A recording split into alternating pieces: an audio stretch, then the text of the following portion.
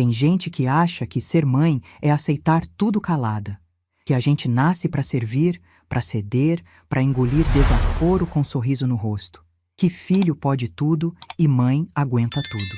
Eu também acreditei nisso a vida inteira, até o dia em que escutei meu próprio filho, do outro lado da parede fina do corredor, combinando com a esposa como iam me colocar num asilo e vender minha casa, sem me consultar, sem me avisar. Como se eu fosse um problema a ser resolvido, não uma pessoa a ser respeitada. Meu nome é Conceição Amaral Vieira. Tenho 67 anos. E essa história começa numa tarde de quinta-feira que parecia igual a todas as outras, mas que mudou minha vida para sempre. Eu estava na cozinha, terminando de lavar a louça do almoço, quando ouvi o barulho do carro do Rodrigo estacionando na frente de casa. Achei estranho, porque era dia de semana, 3 da tarde, e meu filho nunca aparecia sem avisar. Na verdade, meu filho raramente aparecia. Fazia meses que eu não recebia uma visita dele que não fosse para pedir alguma coisa. Sequei as mãos no pano de prato e fui até a janela da sala. Vi Rodrigo descendo do carro, ajeitando o colarinho da camisa social, e ao lado dele, um homem que eu nunca tinha visto. Terno escuro, pasta de couro marrom, sapatos engraxados. Tinha cara de vendedor ou de advogado. Meu estômago se apertou sem eu entender por quê. Antes que eu pudesse abrir a porta, ouvi as vozes deles no jardim. Rodrigo estava no telefone, provavelmente falando com Beatriz, a esposa dele. E o que eu escutei naqueles 30 segundos me fez encostar na parede para não cair. Relaxa, amor. A velha nem vai perceber o que está acontecendo. O corretor vai avaliar, a gente faz a proposta, e quando ela se der conta, já vai estar instalada num quarto de asilo. Problema resolvido. Meu coração parou.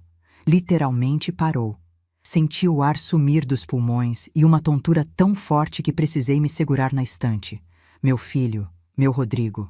O menino que eu carreguei no colo, que amamentei por 2 anos, que ensinei a andar de bicicleta, que consolei em cada desilusão. Esse mesmo filho estava ali, a poucos metros de mim, planejando me descartar como se eu fosse um móvel velho que não servia mais. A campainha tocou. 1, 2, 3 vezes. Rodrigo estava impaciente. Ele sempre foi impaciente. Respirei fundo. Passei a mão no rosto para ter certeza de que não havia lágrimas. E fui abrir a porta com o sorriso mais calmo que consegui fabricar. Rodrigo entrou sem me abraçar. Fazia anos que ele não me abraçava. Deu um beijo seco na minha testa e já foi entrando, fazendo sinal para o homem de terno acompanhá-lo. Mãe, esse é o Dr. Fábio, corretor de imóveis. Ele veio dar uma olhada na casa. Eu olhei para o tal doutor. Fábio, que pelo menos teve a decência de parecer constrangido. Apertou minha mão com um sorriso amarelo e evitou meu olhar. Ele sabia. Claro que sabia. Mas negócio é negócio, não é mesmo? Olhada na casa? Perguntei, fingindo inocência. Pra quê, filho? Rodrigo revirou os olhos. Aquele gesto que eu conhecia tão bem. O mesmo que ele fazia desde adolescente quando achava que eu estava sendo lenta demais. Mãe, a gente já conversou sobre isso. A senhora tá ficando velha, morando sozinha nessa casa enorme. Não faz sentido. É perigoso. E se a senhora cair? E se acontecer alguma coisa? Eu poderia ter respondido que nunca caí, que minha saúde era ótima, que fazia caminhada todo dia e tomava meus remédios certinho. Poderia ter perguntado por que ele nunca demonstrou essa preocupação antes, porque nunca aparecia para ver se eu estava bem. Mas não disse nada. Apenas sorri e perguntei se eles queriam café. Rodrigo bufou, mas aceitou. O corretor agradeceu com aquele sorriso falso de quem quer fechar negócio logo. Fui para a cozinha e coloquei a água para ferver. Enquanto preparava o café, minhas mãos tremiam. Não de medo, de raiva. Uma raiva fria, controlada, que foi crescendo dentro do meu peito a cada segundo. 38 anos. 38 anos eu dediquei àquele homem que agora queria me jogar num asilo para ficar com minha casa. Lembrei do dia em que ele nasceu. Parto difícil, 18 horas, e quando finalmente o colocaram nos meus braços, eu chorei de alegria. Antônio estava do meu lado, segurando minha mão, e disse que aquele menino era a coisa mais bonita que ele já tinha visto. Lembrei de quando Antônio partiu, há 8 anos. Infarto fulminante. Num minuto ele estava rindo na sala, assistindo futebol. No outro estava caído no chão. Perdi meu companheiro de 35 anos em questão de minutos. E quem estava lá para me consolar? Rodrigo apareceu no velório, ficou 2 horas e foi embora porque Beatriz não estava se sentindo bem. Minha filha Fernanda, que mora longe, no interior, ficou comigo 1 semana, cuidando de mim, segurando minha mão enquanto eu chorava. Mas Rodrigo, o filho que morava a 20 minutos de distância, mal apareceu. Nos anos que se seguiram, fui me acostumando com a ausência dele.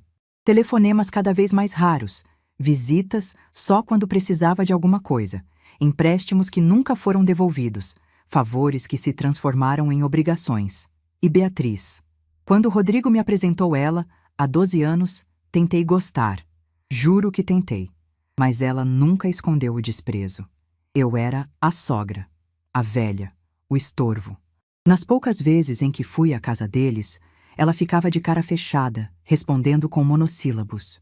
Quando tentei dar opinião sobre a decoração do quarto do bebê, eles tiveram um filho, meu neto Pedro, que hoje tem 9 anos e mal me conhece.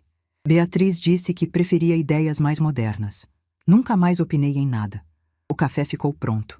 Coloquei na bandeja junto com as xícaras que eram da minha mãe, de porcelana fina, com desenhos de flores azuis. Voltei para a sala com passos firmes. Rodrigo e o corretor estavam andando pela casa, medindo cômodos com uma trena, tirando fotos com o celular. O Dr. Fábio anotava coisas numa prancheta, fazendo cálculos, avaliando cada detalhe. Eu era invisível ali. Ninguém me perguntou se podia mexer nas coisas, ninguém pediu licença para entrar nos quartos. Era como se eu já não existisse. O café está pronto, eu disse, colocando a bandeja na mesa de centro. Rodrigo nem olhou. Continuou falando com o corretor sobre potencial de valorização e necessidade de reforma na cozinha. Minha cozinha. A cozinha onde eu preparei milhares de refeições para aquela família. Onde eu fiz o primeiro bolo de aniversário dele, com cobertura de chocolate e confeitos coloridos. O corretor se aproximou, pegou uma xícara, agradeceu. Pelo menos ele tinha educação. Tomou um gole e disse que o café estava ótimo. Depois, com aquela voz de quem está acostumado a dar notícias difíceis, perguntou se eu poderia mostrar a escritura do imóvel. Eu sorri. Por dentro, meu coração estava disparado, mas por fora, eu estava serena como um lago. Claro, eu disse. Vou buscar. Fui até meu quarto, andando devagar, sentindo o peso de cada passo. Abri o armário, tirei as roupas da prateleira de cima e encontrei o pequeno cofre que Antônio havia instalado ali décadas atrás. A combinação era nosso aniversário de casamento. Girei os números, ouvi o clique e abri. Ali dentro estavam os documentos mais importantes da minha vida. Certidão de casamento, certidão de nascimento dos filhos, escritura da casa e uma pasta azul, mais recente, que continha o segredo que eu guardava há 5 anos. Peguei a escritura e voltei para a sala. O corretor estendeu a mão ansioso. Rodrigo estava com os braços cruzados, batendo o pé no chão, impaciente como sempre. Eu entreguei o documento e me sentei na poltrona que era do Antônio.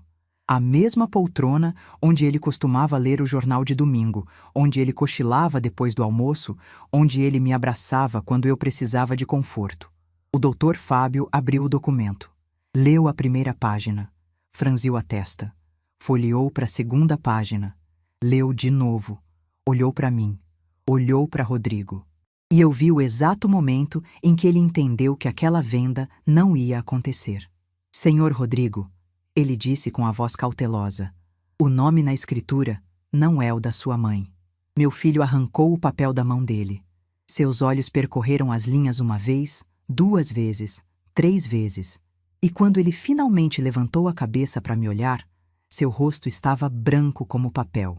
Quem é Maurício Campos? Ele perguntou, a voz tremendo de raiva. Eu peguei minha xícara de café. Tomei um gole lento, saboreando o momento. Deixei o silêncio pesar no ar por alguns segundos. E então respondi, com toda a calma do mundo. É o homem que me enxerga, Rodrigo. O que você nunca fez. O silêncio que se seguiu foi o mais poderoso da minha vida. Vi a confusão nos olhos do meu filho, depois a raiva, depois o desespero. Ele não entendia. Não conseguia processar que a mãe velha, frágil, dependente que ele imaginava não existia, que eu tinha me protegido, que eu tinha me preparado para esse exato momento.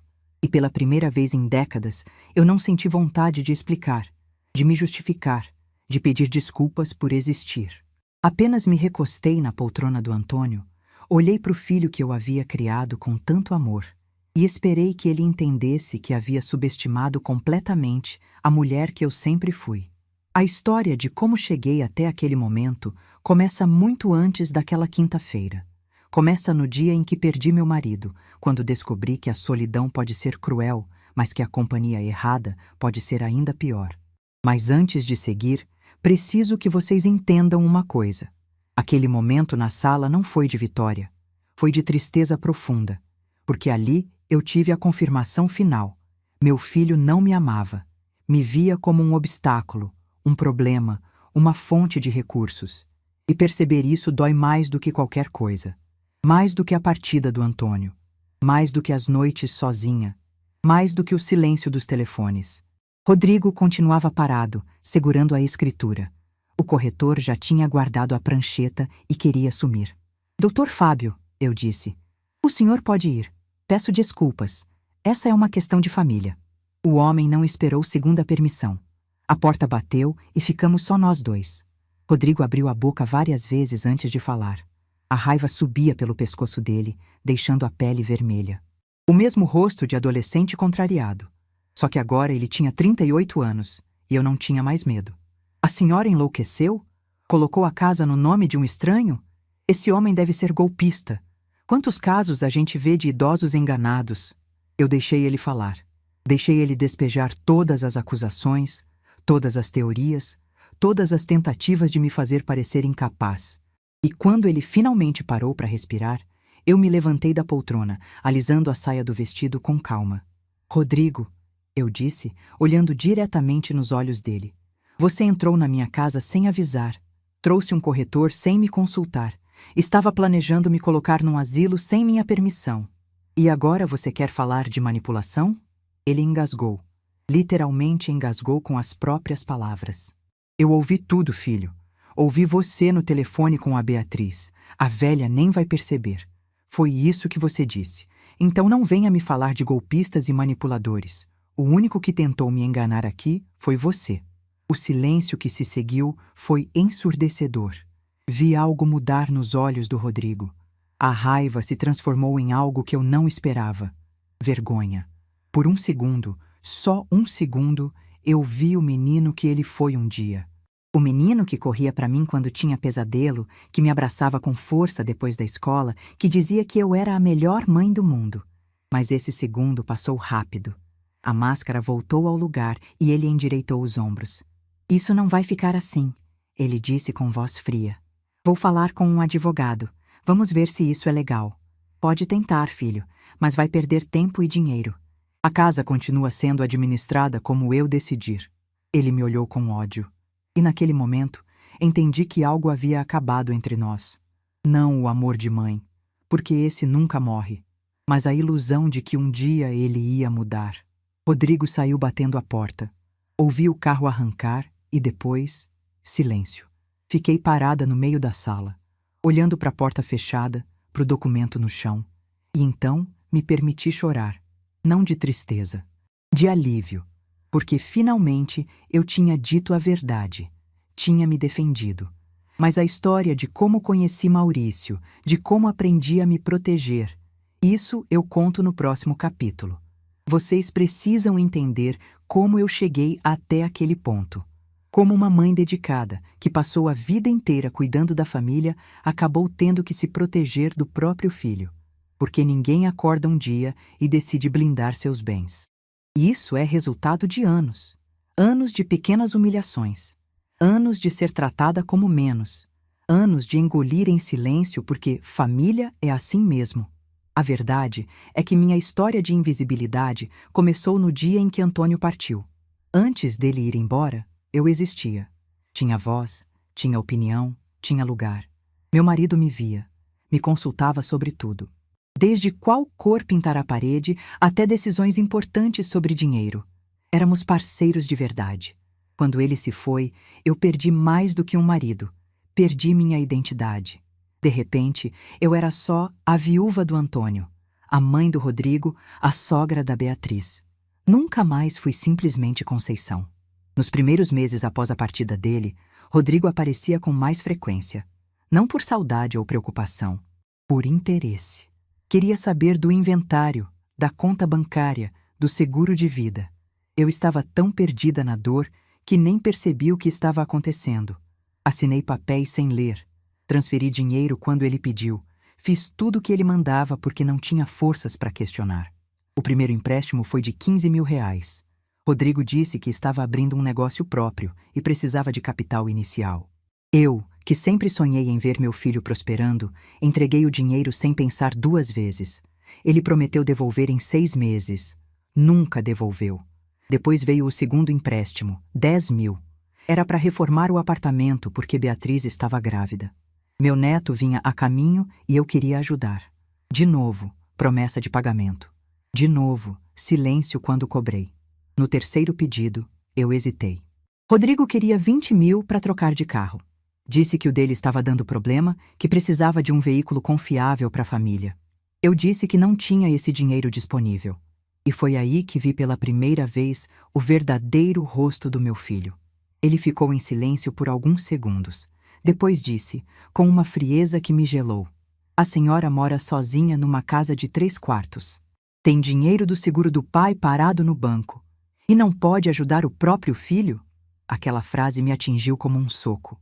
Não era um pedido, era uma cobrança. Como se tudo que eu tinha pertencesse a ele por direito. Como se eu fosse apenas uma guardiã temporária dos bens que ele herdaria um dia. Eu cedi. Cedi porque tinha medo de perder o único filho que morava perto. Cedi porque a solidão da viuvez me assustava mais do que a exploração financeira. Cedi porque achava que amor de mãe era isso. Dar tudo, sempre, sem esperar nada em troca. Quando Pedro nasceu, achei que as coisas iam melhorar. Finalmente eu seria avó. Teria um netinho para mimar, para levar no parque, para ensinar a fazer bolo como minha mãe me ensinou. Comprei um enxoval completo, decorei um quarto na minha casa para quando ele viesse me visitar. Me preparei para ser a avó mais presente do mundo. Fiz questão de tricotar um sapatinho azul com minhas próprias mãos. Passei semanas naquele trabalho, cada ponto carregando uma oração, um desejo de felicidade para o meu neto. Quando entreguei para Beatriz na maternidade, ela olhou para o sapatinho, deu um sorriso amarelo e disse: "Obrigada, dona Conceição, mas a gente não usa lã em recém-nascido, dá alergia." Guardei aquele sapatinho numa caixa que tenho até hoje. Nunca foi usado. Mas Beatriz tinha outros planos. Na primeira visita que fiz para conhecer o bebê, ela me recebeu na porta com uma lista de regras. Não podia pegar o bebê sem lavar as mãos com álcool, não podia beijar o rosto dele, não podia ficar mais de 1 hora porque ele precisava de rotina. Eu engoli tudo. Afinal, ela era a mãe. Ela sabia o que era melhor. Só que as regras foram ficando mais rígidas. Não podia aparecer sem avisar com antecedência. Não podia trazer presentes sem consultar primeiro. Não podia dar opinião sobre nada relacionado à criação do Pedro. Fui sendo empurrada para fora da vida do meu próprio neto.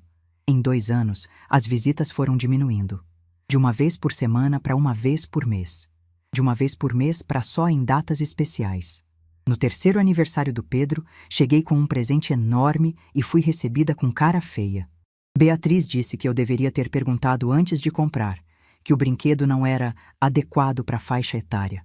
Devolvi o presente e fui embora chorando. Rodrigo nunca me defendeu. Nunca disse uma palavra para a esposa. Quando eu tentava conversar com ele sobre a situação, ele sempre respondia a mesma coisa: "Mãe, a senhora precisa entender que as coisas são diferentes agora." Beatriz tem o jeito dela de fazer as coisas. O jeito dela. Como se humilhar a sogra fosse um estilo de vida aceitável. Foi no Natal de 5 anos atrás que tudo mudou. Eu tinha preparado a casa inteira. Árvore decorada, mesa posta para 10 pessoas, peru no forno, rabanada caseira, tudo que a tradição mandava. Passei 3 dias cozinhando. Fiz o arroz com passas que Rodrigo amava desde criança. O pavê de chocolate, que era a receita da minha mãe. A farofa especial que Antônio sempre elogiava. Convidei Rodrigo, Beatriz, Pedro e também minha filha Fernanda com a família dela. que viria do interior especialmente para a ocasião. Fernanda chegou às 7 da noite com o marido e os 2 filhos. Arrumamos a mesa juntas, colocamos música, abrimos uma garrafa de vinho. Às 8, liguei para o Rodrigo para saber que horas eles chegariam. Ele não atendeu. Liguei de novo às 9. Nada. Às 10, mandei mensagem. Visualizado e sem resposta. A ceia aconteceu só com Fernanda e a família dela. Comemos olhando para cadeiras vazias. Às 11, minha filha segurou minha mão e disse: "Mãe, não fica assim. Às vezes as coisas acontecem." Mas eu sabia que não tinha acontecido nada. Sabia que Rodrigo simplesmente tinha escolhido não vir.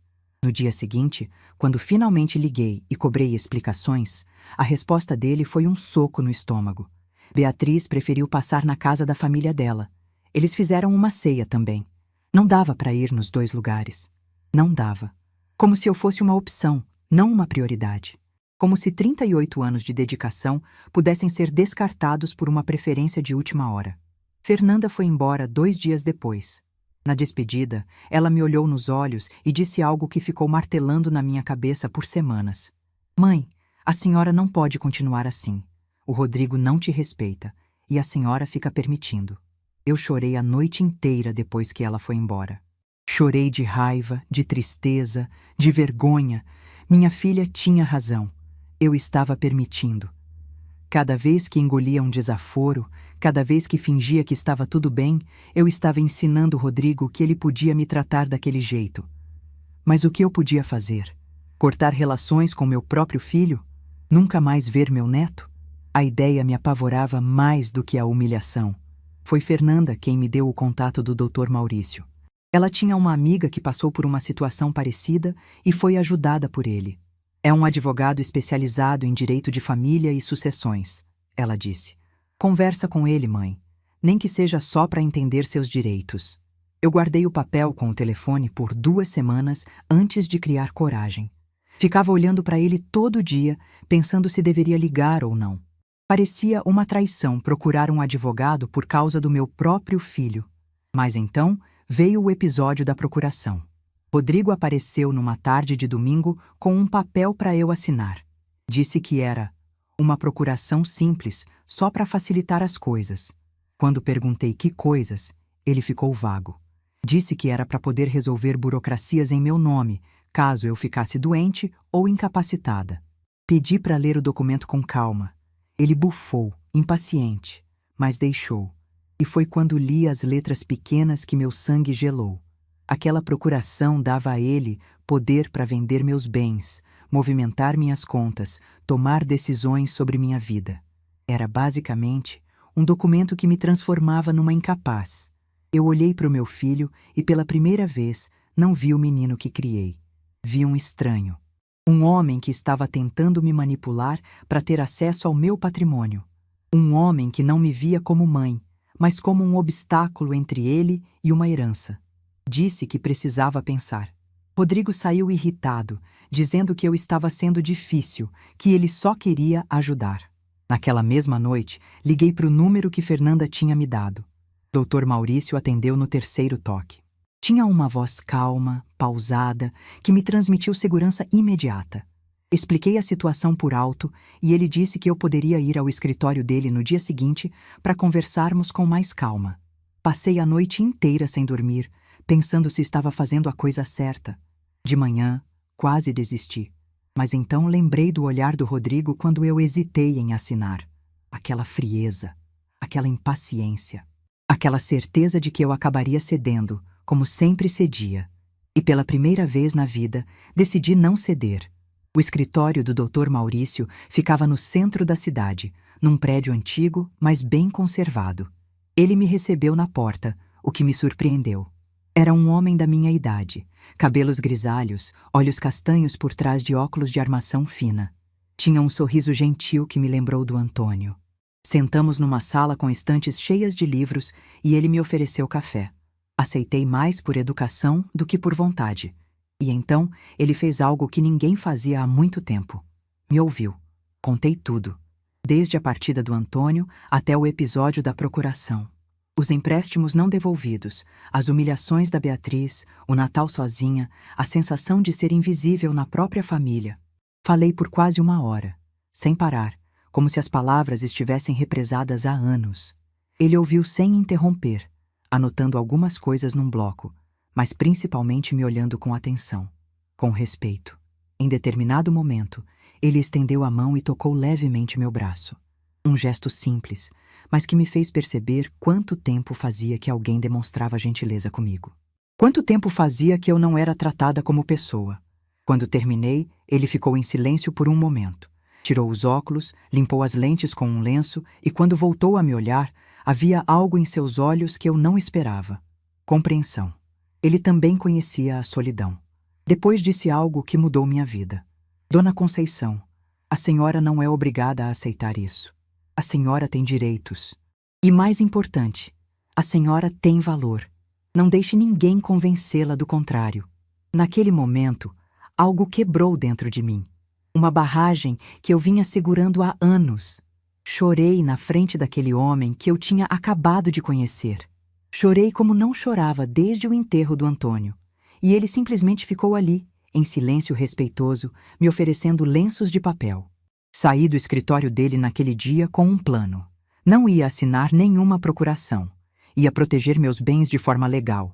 E ia aprender a dizer não para o meu próprio filho. Caminhei de volta para casa a pé, mesmo sendo longe. Precisava daquele tempo para pensar, para processar tudo o que tinha acontecido. O sol da tarde batia no meu rosto, e pela primeira vez em anos, eu não me sentia sozinha. Havia alguém do meu lado. Alguém que acreditava em mim. Quando cheguei em casa, Rodrigo tinha deixado 3 mensagens perguntando sobre a procuração. Não respondi nenhuma. E sabe de uma coisa? Dormi melhor naquela noite do que tinha dormido em meses. O que eu não esperava é que Maurício se tornaria muito mais do que meu advogado. Que aquelas consultas no escritório virariam almoços, que os almoços virariam conversas que duravam a tarde inteira, que eu encontraria nele algo que achava que nunca mais teria, uma razão para sorrir. Mas essa parte da história fica para o próximo capítulo, porque o caminho entre aquela primeira consulta e a tarde em que Rodrigo apareceu com o corretor foi longo, e teve muito mais reviravolta do que eu podia imaginar. Depois daquela primeira consulta com o Dr. Maurício, minha vida começou a mudar de formas que eu nunca imaginei. Não foi uma mudança rápida, dessas que acontecem de um dia para o outro. Foi gradual, como o nascer do sol. Primeiro uma luz fraquinha no horizonte, depois uma claridade que vai tomando conta de tudo. Na semana seguinte à consulta, voltei ao escritório dele para assinar alguns documentos. Maurício tinha preparado tudo com cuidado, explicando cada papel em linguagem simples, sem aquele juridiquês que ninguém entende. Disse que o primeiro passo era recusar a procuração que Rodrigo queria. O segundo era proteger meus bens de forma que ninguém pudesse mexer neles sem minha autorização expressa. Quando perguntei como isso funcionaria, ele foi paciente. Explicou que existia uma forma legal de transferir a administração da casa para uma estrutura protegida, onde eu continuaria sendo a dona de fato, morando lá, decidindo tudo, mas no papel a propriedade estaria blindada. Se alguém tentasse vender, hipotecar ou fazer qualquer coisa sem meu consentimento, não conseguiria. Confesso que no início fiquei desconfiada. Parecia bom demais para ser verdade. E depois de tantos anos sendo enganada pelo meu próprio filho, eu tinha aprendido a desconfiar de tudo. Maurício percebeu minha hesitação. Tirou os óculos, colocou sobre a mesa e me olhou com aqueles olhos castanhos que transmitiam uma calma que eu já tinha esquecido que existia. Dona Conceição, ele disse, eu entendo sua desconfiança. A senhora passou anos sendo explorada por pessoas que deveriam protegê-la. É natural ter medo, mas eu preciso que a senhora entenda uma coisa. Eu não ganho nada com isso além dos meus honorários, que a senhora pode pagar parcelado se preferir. Meu trabalho é proteger pessoas como a senhora. É o que eu faço há 40 anos. Algo na voz dele me convenceu. Talvez fosse a sinceridade. Talvez fosse o fato de que ele não tentou me pressionar. Não ficou impaciente. Não me tratou como incapaz. Apenas esperou que eu tomasse minha decisão. Assinei os papéis naquele mesmo dia. A transferência da casa para a estrutura protegida levou algumas semanas. Maurício cuidou de toda a burocracia, me mantendo informada de cada passo. Eu ia ao escritório dele quase todo dia, às vezes só para assinar um documento, às vezes para tirar dúvidas. E foi nessas visitas frequentes que comecei a conhecer o homem por trás do advogado. Maurício era viúvo há 6 anos. A esposa dele, Dona Helena, tinha partido depois de uma longa batalha contra uma doença delicada. Ele contou isso numa tarde chuvosa, enquanto tomávamos café na sala do escritório. A chuva batia na janela e criava uma atmosfera de intimidade, como se fôssemos os únicos 2 seres humanos no mundo naquele momento. Falou dela com uma ternura que me emocionou. Disse que foram casados por 32 anos, que ela era professora de música, que tocava piano como ninguém.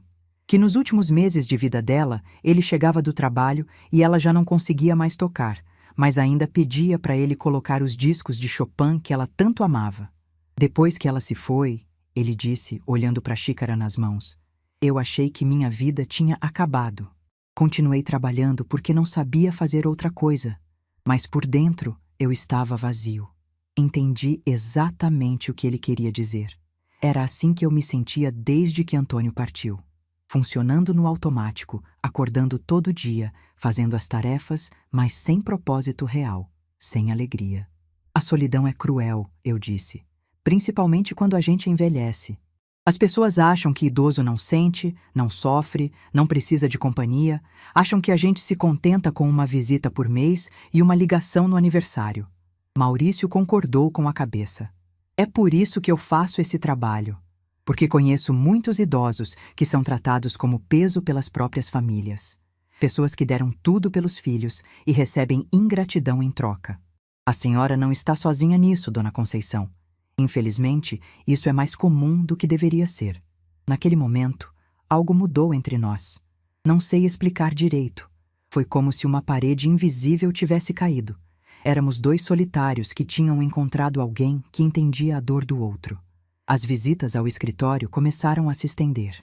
O que antes era uma reunião de meia hora virava uma conversa de 2 horas. Maurício me contava histórias dos casos que já tinha atendido, sempre protegendo a identidade das pessoas. Eu contava histórias da minha vida, do tempo em que Antônio era vivo, dos sonhos que tínhamos. Num desses dias, ele me convidou para almoçar. Disse que conhecia um restaurante perto dali que servia uma comida caseira maravilhosa. Eu hesitei. Fazia anos que eu não almoçava fora com um homem que não fosse meu marido. Parecia errado, de alguma forma, como se eu estivesse traindo a memória do Antônio. Maurício percebeu minha hesitação e sorriu. É só um almoço, Dona Conceição. 2 amigos compartilhando uma refeição. Nada mais. Aceitei. E foi o melhor almoço que eu tive em anos. O restaurante era simples, desses de bairro, com toalhas xadrez nas mesas e comida servida em travessas generosas. Maurício pediu frango com quiabo para nós 2 e uma jarra de limonada. Conversamos sobre tudo e sobre nada. Sobre música, sobre livros, sobre os netos que ele tinha e que moravam longe. Descobri que ele tinha 2 filhos, ambos morando em São Paulo, com famílias próprias. Diferente do meu Rodrigo, os filhos dele faziam questão de manter contato. Ligavam toda semana, mandavam fotos dos netos, vinham visitar sempre que podiam. Como o senhor conseguiu isso? Perguntei genuinamente curiosa. Filhos que respeitam, que se importam. Ele pensou por um momento antes de responder. Acho que foi porque eu sempre deixei claro que amor não é sinônimo de submissão. Que eu os amava incondicionalmente, mas que também merecia respeito. Nunca aceitei desaforo, nunca deixei que me tratassem como inferior. E eles aprenderam que respeito é uma via de mão dupla. Aquelas palavras ficaram ecoando na minha cabeça por dias. Respeito é uma via de mão dupla. Era exatamente o que eu tinha deixado de exigir do Rodrigo. Em algum momento da minha vida, eu tinha decidido que amor de mãe significava aceitar tudo. E essa decisão tinha me transformado em capacho. As semanas foram passando. A transferência da casa foi concluída, tudo certinho, tudo dentro da lei. No papel, o imóvel agora estava sob a administração de uma estrutura que Maurício controlava em meu nome. Eu era a beneficiária, eu tomava todas as decisões, mas legalmente o patrimônio estava protegido de qualquer tentativa de fraude ou manipulação. Rodrigo apareceu algumas vezes nesse período, sempre perguntando sobre a procuração. Eu disse que tinha decidido não assinar. Ele ficou furioso, disse que eu estava sendo teimosa, que ele só queria me ajudar, mas eu já não acreditava mais nas palavras dele. Cada vez que ele abria a boca, eu via o homem que tinha planejado me jogar num asilo. Numa dessas visitas, ele perguntou por que eu estava saindo tanto de casa. Disse que a vizinha tinha comentado que me via entrando num carro diferente, arrumada, parecendo mais feliz. A desconfiança na voz dele era palpável. Estou cuidando da minha vida, Rodrigo, respondi, fazendo coisas que me fazem bem. Ele não gostou da resposta. Ficou me olhando com aquela expressão de quem está tentando desvendar um enigma, mas eu não dei mais explicações. Pela primeira vez, eu estava guardando algo só para mim, algo que me pertencia e que não precisava da aprovação dele. Maurício e eu continuamos nos vendo. Os almoços viraram rotina, pelo menos 2 vezes por semana. Às vezes ele me buscava em casa. Às vezes eu ia de táxi até o centro e encontrava ele no escritório. Conversávamos por horas, ríamos de bobagens, compartilhávamos memórias. Num desses almoços, ele pegou minha mão sobre a mesa. Foi um gesto simples, quase tímido. Olhou nos meus olhos e disse: Conceição, eu preciso ser honesto com você. Você se tornou muito importante para mim nesses meses, mais do que uma cliente, mais do que uma amiga. Meu coração disparou. Eu tinha 63 anos naquela época e me senti como uma adolescente recebendo a primeira declaração. Não sabia o que dizer, não sabia como reagir. Parte de mim queria sair correndo, com medo do que aquilo significava. Outra parte queria ficar ali para sempre, sentindo o calor da mão dele na minha. Maurício, eu disse, a voz tremendo, eu não sei se estou pronta para isso. Faz tantos anos que eu não... Ele apertou minha mão gentilmente. Eu não estou pedindo nada, Conceição. Não estou propondo casamento nem nada do tipo. Só estou sendo honesto sobre o que sinto. Você faz o que quiser com essa informação.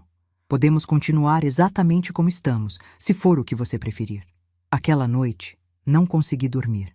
Fiquei pensando no Antônio, no que ele diria se pudesse me ver. Será que ele ficaria magoado? Será que ia querer que eu passasse o resto da vida sozinha, triste, me sentindo invisível? E então lembrei de uma conversa que tivemos meses antes dele partir. Estávamos sentados na varanda, olhando o pôr do sol, e ele disse, do nada: Conceição, se algum dia eu for primeiro, promete que você não vai se fechar para o mundo. Promete que vai continuar vivendo. Na época, eu tinha ficado brava. Disse para ele parar de falar besteira, que ninguém ia morrer. Mas agora, deitada na cama vazia, eu entendia o que ele quis dizer. Antônio me conhecia melhor do que eu mesma. Sabia que eu tinha tendência a me anular, a me sacrificar, a deixar de viver por causa dos outros. Ele não queria isso para mim. Ele queria que eu fosse feliz. Na semana seguinte, quando encontrei Maurício pro almoço, eu estava diferente. Mais leve, mais aberta. Segurei a mão dele antes que ele segurasse a minha e disse: Eu pensei muito no que você disse, e eu também sinto algo por você. Não sei o que é ainda, não sei para onde vai, mas quero descobrir. O sorriso que ele abriu naquele momento foi o mais bonito que eu já vi. Não era um sorriso de vitória, de conquista. Era um sorriso de quem encontrou algo precioso e mal podia acreditar na própria sorte. Os meses seguintes foram os mais felizes da minha vida desde que Antônio partiu. Maurício e eu construímos uma relação baseada em respeito, carinho e companheirismo. Não era a paixão arrebatadora da juventude. Era algo mais profundo, mais maduro. A certeza de que tínhamos encontrado alguém que nos enxergava por inteiro. Fernanda foi a primeira a saber. Quando contei, ela ficou em silêncio por um momento. Depois começou a chorar e disse: Mãe, finalmente. Finalmente a senhora está vivendo para a senhora mesma. Rodrigo, claro, não sabia de nada, e eu fiz questão de manter assim. Ele não merecia saber da minha felicidade. Não merecia fazer parte dessa nova fase da minha vida. Tinha perdido esse direito no dia em que decidiu me tratar como um estorvo. Às vezes, no meio da madrugada, eu acordava e ficava pensando se estava certa em esconder tudo. Se não era meu dever de mãe contar, compartilhar, incluir. Mas então lembrava das palavras dele ao telefone, do desprezo na voz, do plano de me jogar num asilo. E a culpa desaparecia. Maurício me ensinou que nem todo amor precisa ser correspondido. Que às vezes a gente precisa amar de longe, protegendo o próprio coração. que ser mãe não significa ser escrava. Foram lições difíceis de aprender aos 60 e tantos anos, mas eu aprendi. E assim, passaram 5 anos. 5 anos de uma felicidade silenciosa, construída longe dos olhos de quem me queria mal. 5 anos em que eu finalmente aprendi a me colocar em primeiro lugar.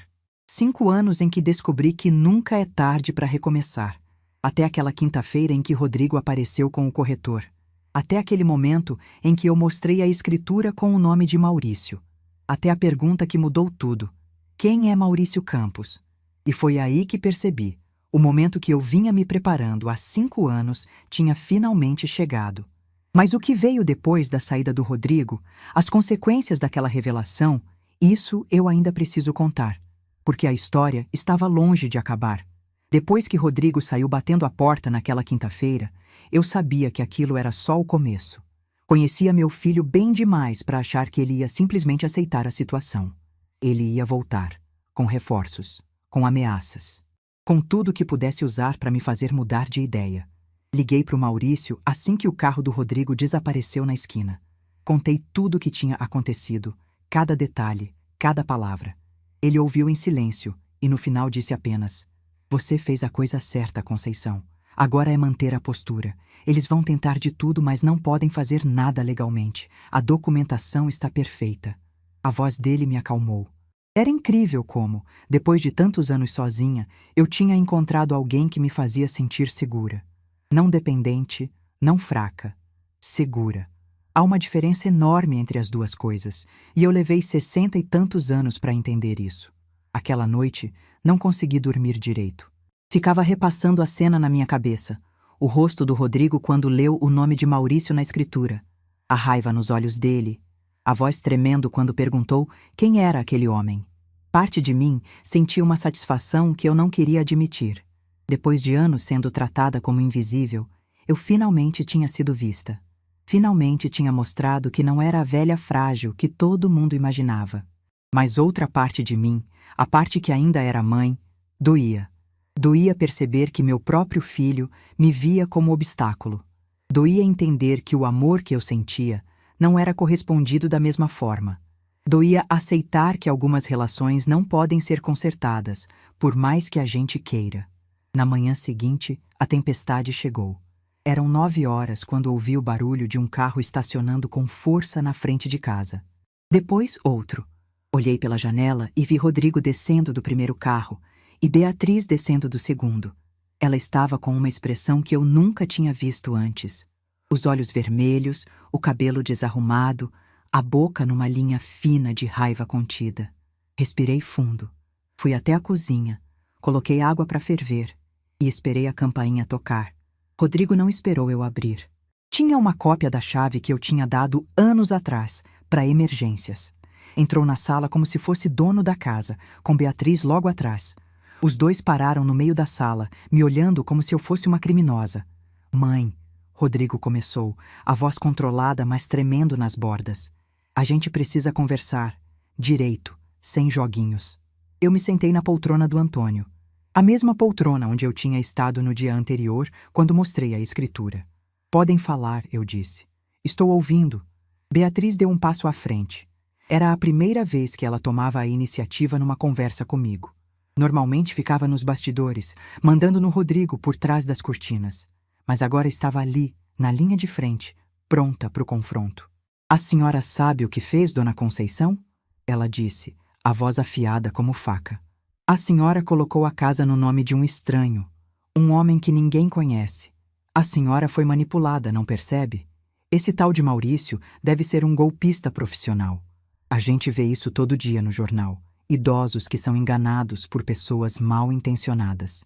Eu deixei ela terminar. Não interrompi, não me defendi. Apenas escutei, observando cada gesto, cada expressão. Quando ela finalmente parou para respirar, eu disse com toda a calma do mundo: "Beatriz, em 12 anos de convivência, essa é a conversa mais longa que a gente já teve. É uma pena que seja para você me acusar de ser incapaz." O rosto dela ficou vermelho. Rodrigo deu um passo à frente, tentando retomar o controle. "Mãe, a gente não tá te acusando de nada. A gente tá preocupado. Esse homem pode ter segundas intenções. A senhora não conhece ele direito, não sabe? Eu conheço ele há 5 anos, Rodrigo, eu interrompi. 5 anos. Você sabe quantas vezes você me visitou nesses 5 anos? Posso contar nos dedos de uma mão. Então não venha me dizer que eu não conheço as pessoas. Eu conheço muito bem. Conheço você, por exemplo. Melhor do que você imagina. O silêncio que se seguiu foi pesado. Vi Rodrigo engolir em seco, vi Beatriz apertar os punhos. Eles não esperavam essa versão de mim. Esperavam a mãe submissa, a sogra que abaixava a cabeça, a velha que cedia a tudo para não perder a família. Mas essa mulher não existia mais. Beatriz tentou outra estratégia. Suavizou a voz, forçou um sorriso que não chegava aos olhos. Dona Conceição, a gente só quer o melhor para a senhora. A gente ama a senhora. O Rodrigo é seu filho, pelo amor de Deus. A gente só quer ter certeza de que a senhora não está sendo enganada. Se vocês me amassem, eu respondi, não teriam planejado me colocar num asilo sem me consultar. Não teriam trazido um corretor para avaliar minha casa como se eu já tivesse partido. Não teriam falado de mim como a velha que nem vai perceber.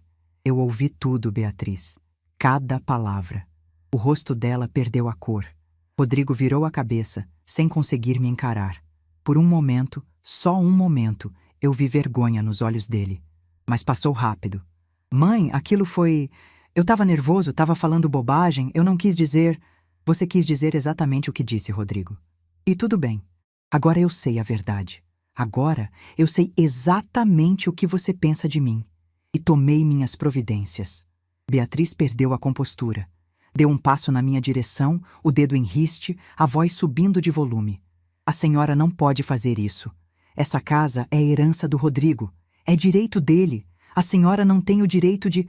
Eu tenho todo o direito, eu interrompi, me levantando da poltrona. Essa casa foi comprada com o dinheiro que eu e Antônio juntamos durante décadas de trabalho. Está no meu nome. Ou melhor, estava. Agora está protegida para que ninguém possa tirá-la de mim enquanto eu estiver viva. É meu direito. É a lei. Rodrigo segurou o braço de Beatriz tentando acalmá-la. Ela se desvencilhou com raiva e continuou.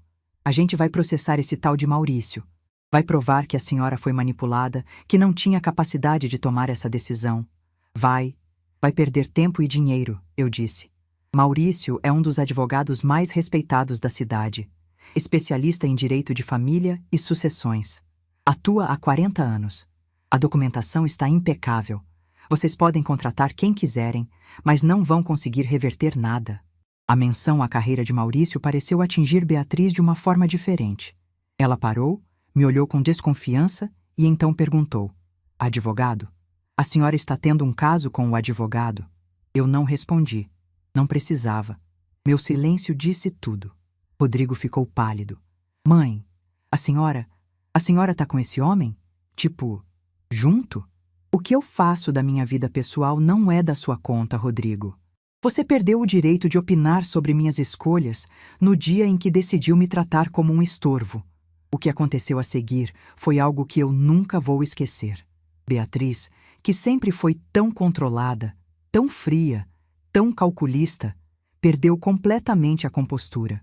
Começou a gritar, a me chamar de ingrata, de louca, de velha que tinha perdido o juízo.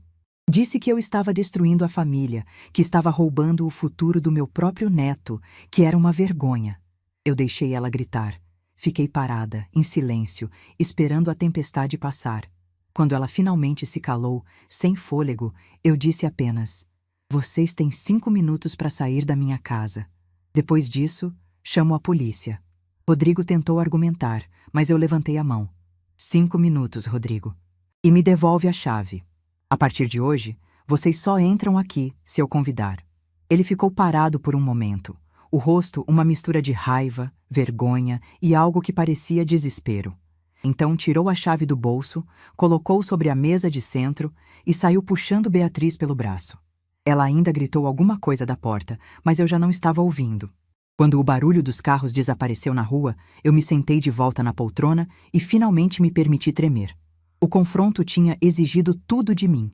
Cada grama de força, cada fio de coragem. Mas eu tinha conseguido. Tinha mantido a postura. Tinha me defendido. Liguei para o Maurício para contar o que tinha acontecido. Ele disse que estava orgulhoso de mim, que eu tinha sido forte, que tinha feito a coisa certa. Perguntou se eu queria que ele viesse, se eu precisava de companhia. Eu disse que sim. Pela primeira vez em muito tempo, admiti que precisava de alguém. Ele chegou em 20 minutos. Me abraçou na porta, sem dizer nada. Ficamos assim por um tempo que pareceu eterno. Eu chorando no ombro dele, liberando toda a tensão que tinha segurado durante o confronto. Depois, sentamos na varanda e conversamos até o sol se pôr. Maurício disse que provavelmente Rodrigo e Beatriz iam tentar alguma ação legal, que podiam alegar que eu não tinha capacidade mental para tomar aquela decisão, que eu tinha sido manipulada, qualquer coisa para invalidar a transferência. Mas não vai dar em nada, ele garantiu. A documentação está perfeita. Você passou por avaliação psicológica antes de assinar qualquer coisa, lembra? Tenho laudos, tenho testemunhas, tenho tudo registrado. Eles podem tentar, mas vão fracassar. Nas semanas seguintes, foi exatamente isso que aconteceu. Rodrigo contratou um advogado e entrou com uma ação pedindo a anulação da transferência. Alegou que eu estava em estado de vulnerabilidade, que tinha sido induzida ao erro, que não tinha condições de tomar decisões sobre meu patrimônio. O processo foi rápido. Maurício apresentou toda a documentação, os laudos psicológicos, os registros de que eu tinha agido de livre e espontânea vontade. Apresentou também gravações de ligações onde Rodrigo me pressionava por dinheiro, mensagens onde Beatriz me tratava com desprezo. Tudo arquivado, tudo organizado. Ele tinha me preparado para essa batalha durante 5 anos. O juiz indeferiu o pedido em menos de um mês.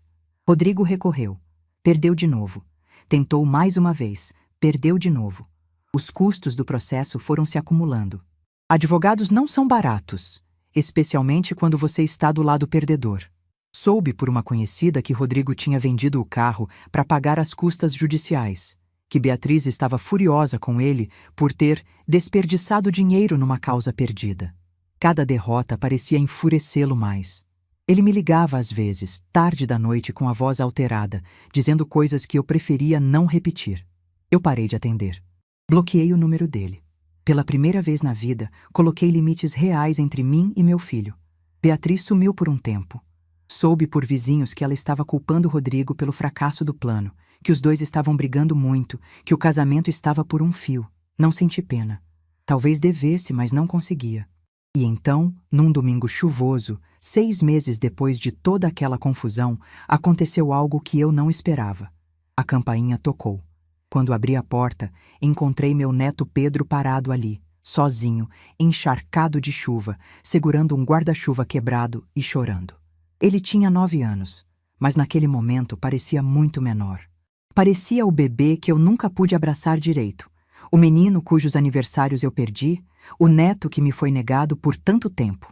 Vovó, ele disse, a voz embargada. Posso entrar? Meu coração se apertou de um jeito que eu não sentia há muito tempo. Não perguntei como ele tinha chegado ali. Não perguntei onde estavam os pais.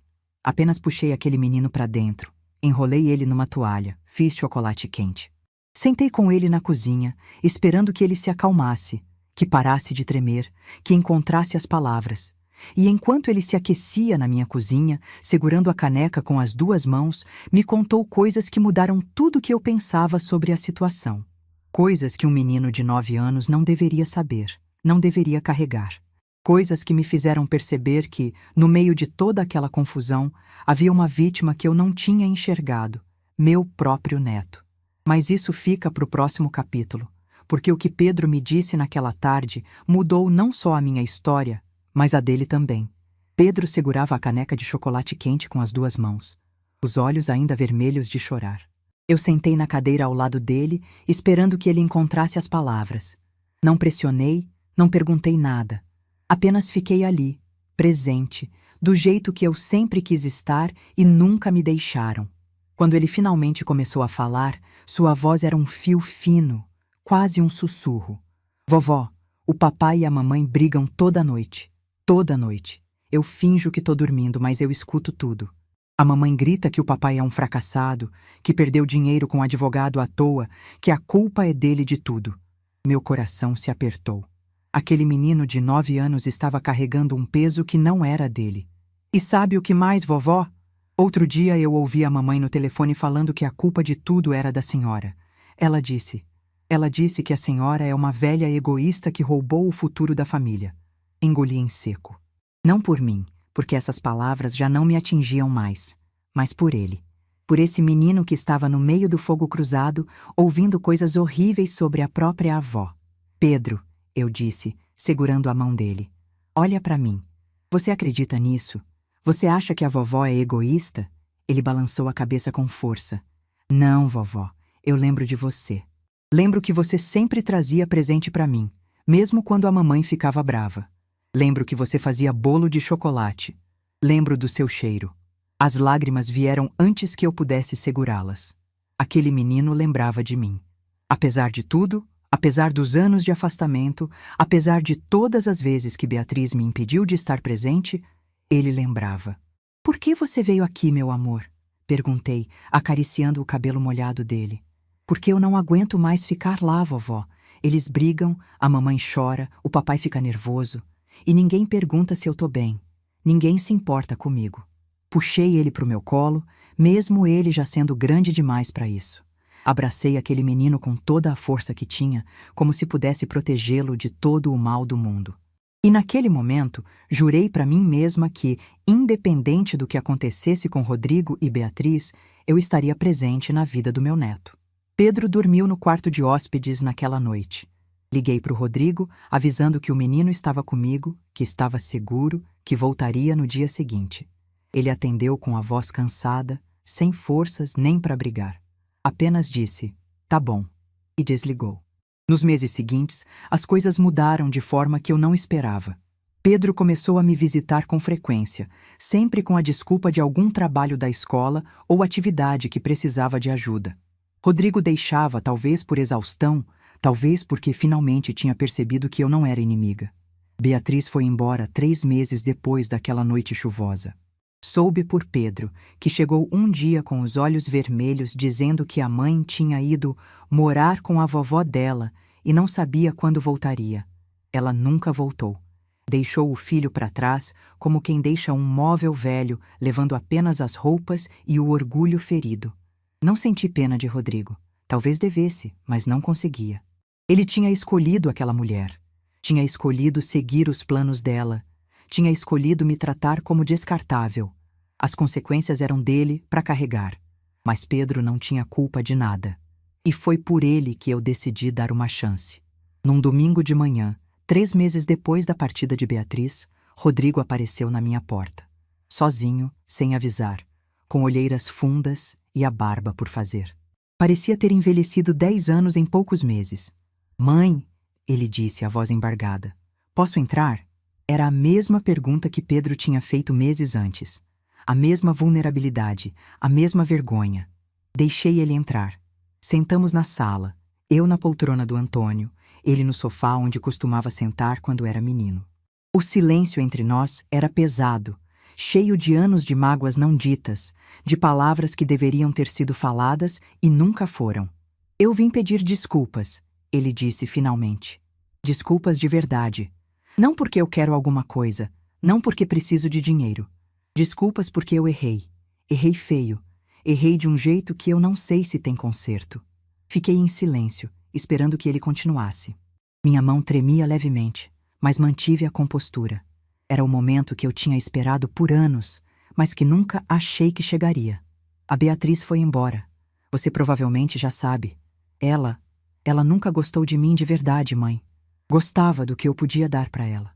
E quando eu não consegui mais dar, quando os planos fracassaram, ela foi embora.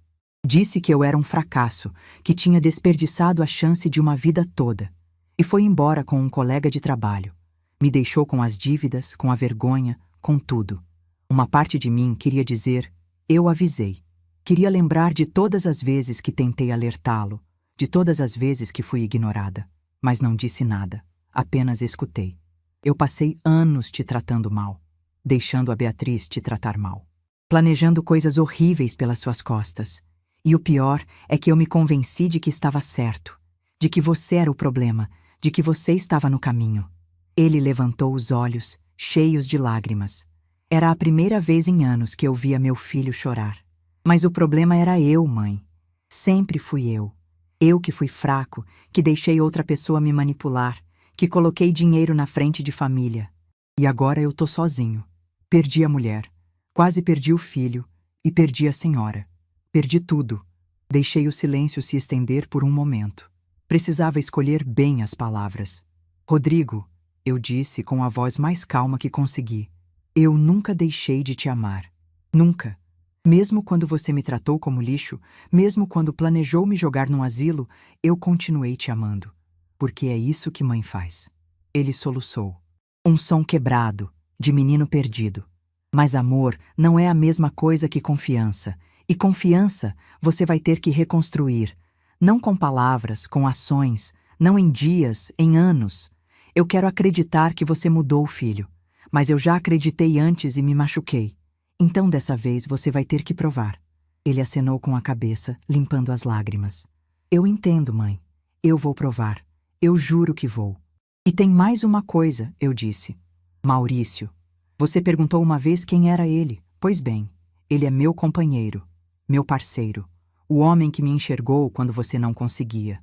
E daqui a 2 meses, ele vai ser meu marido. A surpresa no rosto de Rodrigo foi genuína. Mas dessa vez, não havia raiva.